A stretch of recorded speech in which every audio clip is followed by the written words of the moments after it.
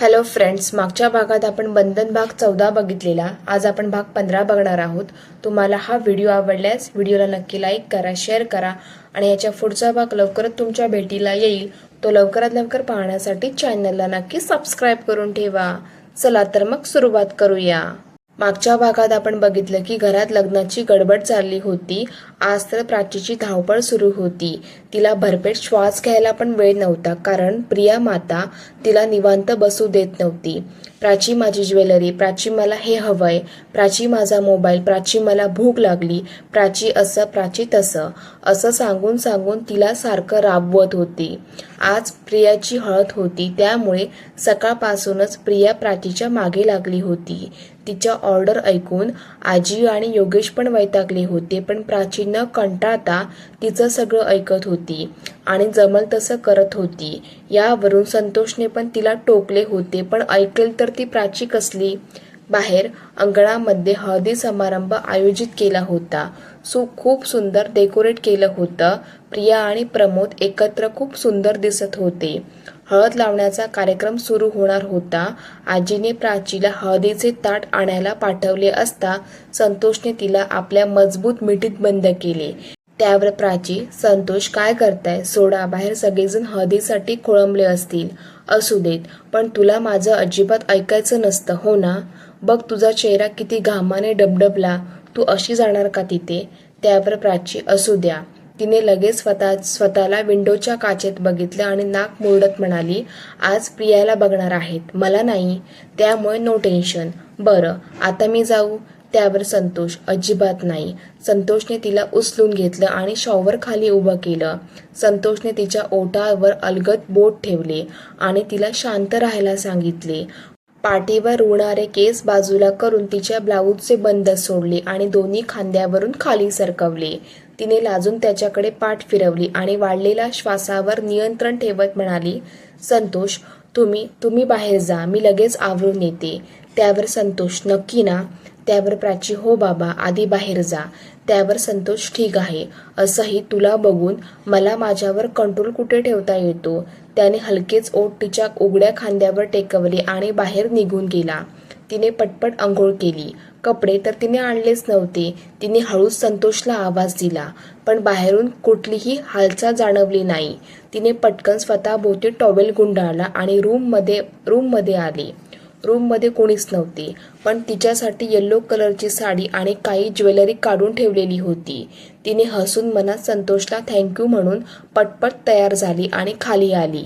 तिला बघताच आजीने काळजीने विचारलं, काय झालं, इतका उशीर का झाला, तू ठीक आहेस ना बाळा.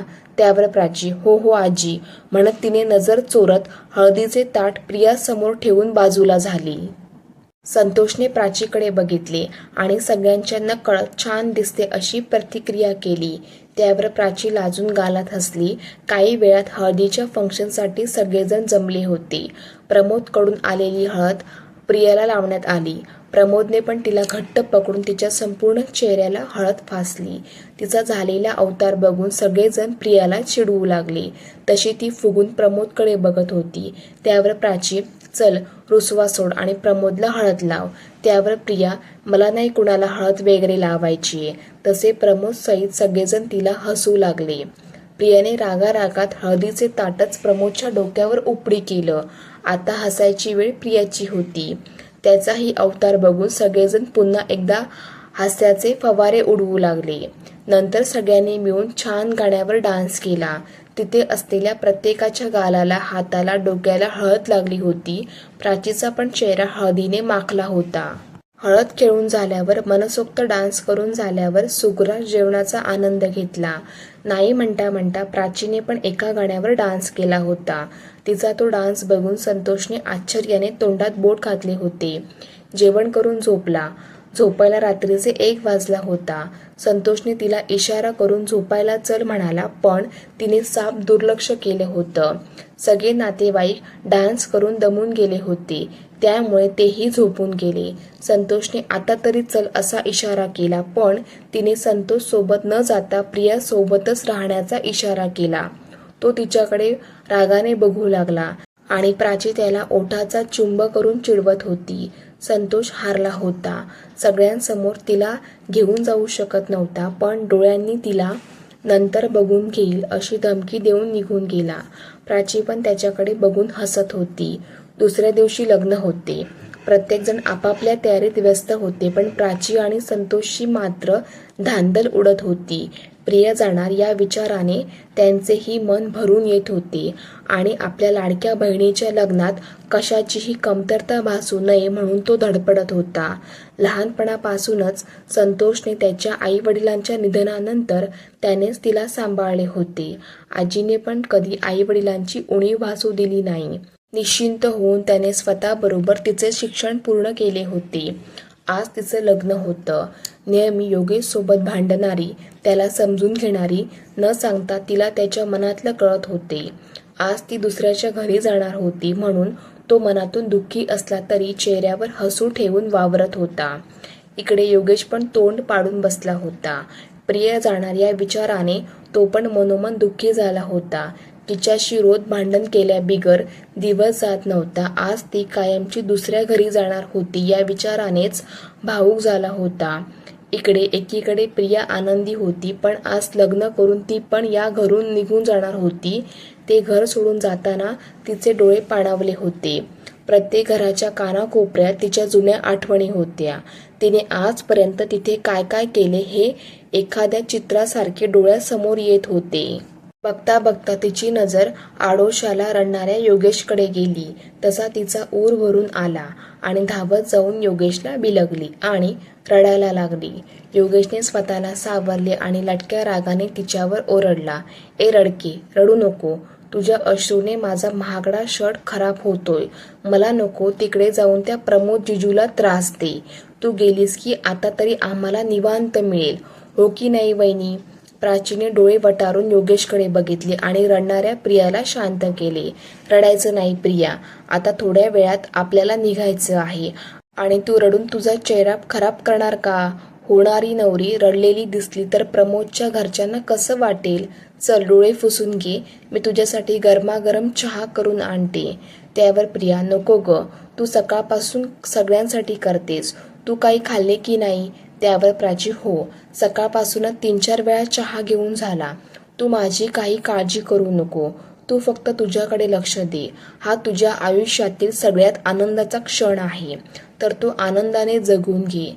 त्यावर प्रियाने होकारार्थी मान हलवली आणि तिच्या रूममध्ये निघून गेली. इकडे संतोषला कधी एकदा प्राची एकटी मिळते आणि तिला मिठीत घेतो असं झालेलं. प्रिया आपल्या रूममध्ये निघून जातात. संतोषने तिथून जाणार त्याआधीच प्राचीला आपल्या जवळ ओढून भिंतीच्या आधाराने उभं करत तिच्याकडे रागाने बघत म्हणाला, "काय म्हणालीस? 3-4 वेळा चहा घेतला तू?" ते सगळं बघून प्राची फक्त पापण्यांची उघडझाप करत होती. हो म्हटलं तरी ओरडा मिळणार होता आणि नाही म्हटलं तरी तो रागावणार होता. म्हणून तिने काही न बोलता त्यालाच विचारले, "तुम्ही ब्रेकफास्ट केला का? बसा, मी तुमच्यासाठी नाश्ता घेऊन येते." म्हणत ती जायला वळली तसं संतोषने तिला आपल्या जवळ खेचलं आणि तिच्याकडे बघत बोलायला लागला, "प्राची, सगळ्याबरोबर स्वतःची काळजी घेतली तर काही होणार आहे का? तू ना एकदम छोट्या मुलासारखी करायला लागली. अशाने तुझ्याबरोबर माझीही तब्येत डाऊन होईल. चल माझ्यासोबत बसून नाश्ता कर आणि त्यानंतर तुझं काम करत बस." तिने त्याला नकार द्यायचं ठरवलं होतं, पण त्याच्या डोळ्यातले भाव बघून तिने होकारार्थी मान हलवली आणि त्याच्यासोबत बसून नाश्ता करायला तयार झाली. दोघांसाठी प्लेट घेऊन आली. त्यांच्यासमोर प्लेट सरकवली आणि स्वतःकडे प्लेट घेणार की एक नातेवाईक येऊन तिथे बसली. प्राचीने स्वतःसाठी घेतलेली प्लेट त्या नातेवाईकांना दिली आणि ती परत घ्यायला जाणार होती की तिला कोणीतरी आवाज दिला. तो आवाज ऐकून संतोषने तिला ब्रेकफास्ट करून जा असा इशारा केला होता, पण तिच्या नावाचा सारखा जप चालू होता म्हणून तिने येते असं म्हणून ती तिथून निघून गेली. प्राची उपाशी गेलेली बघून त्याच्याही गळ्याखाली घास उतरत नव्हता.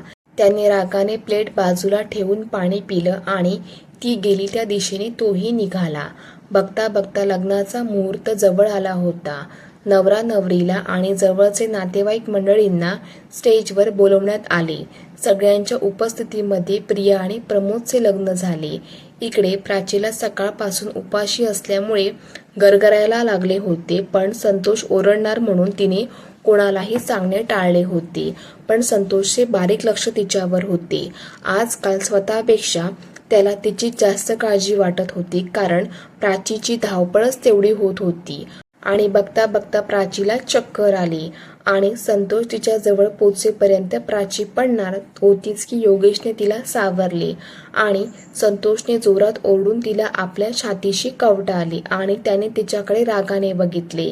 पण तिचा पांढरा चेहरा पाहून त्याने राग गिळून तिला दोन्ही हातावर उचलून बाजूच्या सोफ्यावर झोपवले आणि तिच्या चेहऱ्यावर पाणी शिंपडले. प्राचीने किलकिल डोळे करून बघितले. संतोष मात्र कावराबावरा झाला होता. त्याने चिंतेने तिच्याकडे बघितले आणि तिच्या डोक्यावर प्रेमाने हात फिरवत विचारले, प्राची, तू ठीक आहेस ना? आता कसं वाटतं? प्राचीला विकनेस जाणवत होता. तिने संतोषच्या चेहऱ्याकडे बघितले. त्याचा चेहरा चिंताग्रस्त दिसत होता.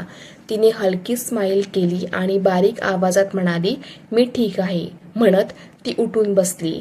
पण तिच्या चेहऱ्यावर थकावट दिसत होती. ते बघून संतोषने रागाने आपली मूठ बंद करून जबरदस्तीने तिच्या चेहऱ्यावरून नजर हटवली आणि तिच्यासाठी खायला काहीतरी घेऊन येण्याचा बहाणा करून तो तिथून निघून गेला. खरं तर तो त्याचा राग शांत करू पाहत होता. इकडे योगेश चिंतेने तिच्याकडे बघत होता. योगेशचा उतरलेला चेहरा बघून प्राची उसनं हसू चेहऱ्यावर आणत म्हणाली, योगेश, मला काही झालं नाही, मी ठीक आहे, तुम्ही उगाच काळजी करता. त्यावर लगेच योगेश, हो का, तू व्यवस्थित आहे हे संतोषला का नाही सांगत? ते ऐकून प्राचीने लगेच तिची नजर चोरत विषय बदलला.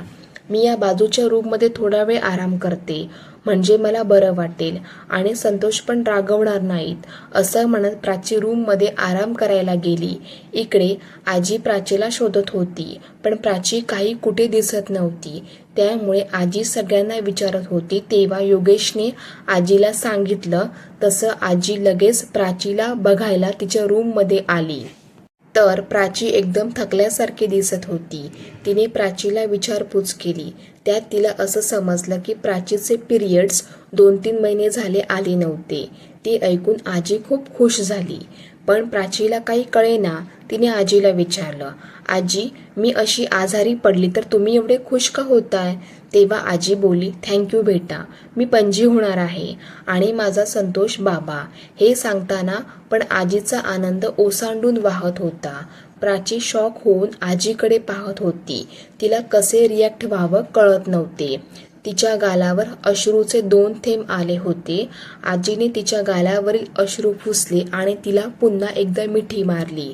प्राचीने लगेच स्वतःला सावरले आणि डोळे पुसत म्हणाली, आजी, प्लीज तुम्ही हे अजिबात कोणाला सांगणार नाहीत, प्रियाला पण नाही. सगळ्यात आधी मला ही न्यूज संतोषला सांगायची आहे आणि आज अशा गडबडीत संतोषला सांगणे बरोबर नाही. तुम्ही प्लीज त्यांना काही सांगू नका, तुम्हाला माझी शपथ आहे. त्यावर आजी शॉक होऊन प्राचीकडे बघत होती. त्यावर प्राची, असं काय करताय? तुम्हाला तर माहितीच आहे, संतोष आधीच खूप चिडलेले आहेत. त्यांना जर कळले की मी प्रेग्नेंट आहे तर ते मला 1 मिनिट पण इथे राहू देणार नाहीत आणि मला प्रियाचे लग्न अर्धवट सोडून जायचं नाही. प्लीज आजी, मला प्रियाचे लग्न एन्जॉय करायचे आहे. प्लीज प्लीज प्लीज आजी, तुम्ही त्यांना काहीही सांगणार नाही ना? आजी तिला काही उत्तर देणार तेवढ्यातच संतोष तिथे आला. त्याने रागाने जेवण तिच्या बाजूला सरकवले आणि पाय आपटत तिथून निघून गेला. आधी तर तिला काय झालं काहीच कळलं नाही. तिने भुवया उंचावून आजीकडे बघितले आणि मासूम चेहरा करून म्हणाली, यांना काय झालं? हे असे का गेलेत? त्यावर आजीने मान हलवत म्हणाली, प्राची, संतोषने सगळं ऐकलं वाटतं. आता त्याचा राग कसा घालवायचा याचा विचार तू कर. यात मी तुझी काहीही मदत करू शकणार नाही, म्हणत आजी तिथून निघून गेल्या. प्राचीने मात्र कपाळावर हात मारून घेतला. तिने नकळत स्वतःच्या पायावर दगड मारून घेतला होता. आता संतोष काय करेल हे काही सांगता येत नव्हते. तिने संतोषने आणलेल्या जेवणाकडे बघितले. तळलेले आणि मसालेदार पदार्थ बघून तिच्या पोटात कालवा कालव जाणवली आणि ती उठून ओमेटिंग करायला वॉशरूमकडे धावली. संतोष तिच्या रूम बाहेरच थांबला होता. तिला ओमेटिंग होतं हे बघून तो पण तिच्या जवळ काळजीने धावत आला. तिला कोरड्या उलट्या होत होत्या. त्या त्रासाने तिचा संपूर्ण चेहरा घामाने डबडबला होता. संतोषने तिला पाण्याचा ग्लास दिला. तिने संतोषकडे न बघताच पाणी पिले आणि ग्लास परत करताना तिचे लक्ष अचानक संतोषकडे गेले. ती पुन्हा एकदा घाबरली. संतोषने तिचा चेहरा स्वच्छ केला आणि तिचा हात पकडला आणि पार्किंग लॉटमध्ये घेऊन गेला. प्राची गपचूप नजर चोरून त्याच्या हातावर बघत होती. संतोषने तिला घरी घेऊन जाण्याचा निर्णय घेतला होता. त्याने योगेशला इथलं सगळं हँडल करायला सांगितलं आणि ड्रायव्हिंग सीटवर जाऊन बसला. प्राची त्याला घरी जाण्यापासून रोखणार होती, पण त्याच्या चेहऱ्यावरचा राग बघून तिने शांत राहणं पसंत केलं. चला फ्रेंड्स, आजच्या पुरतं एवढंच. व्हिडिओ कसा वाटला ते कमेंट करून नक्की सांगा आणि ह्या आधीचे भाग जर तुम्ही बघितला नसाल तर त्याची लिंक मी डिस्क्रिप्शन बॉक्समध्ये टाकत आहे. त्याच्यावर क्लिक करून ते तुम्ही नक्की बघून घ्या आणि हो, चॅनलला नक्की सबस्क्राईब करून जावा.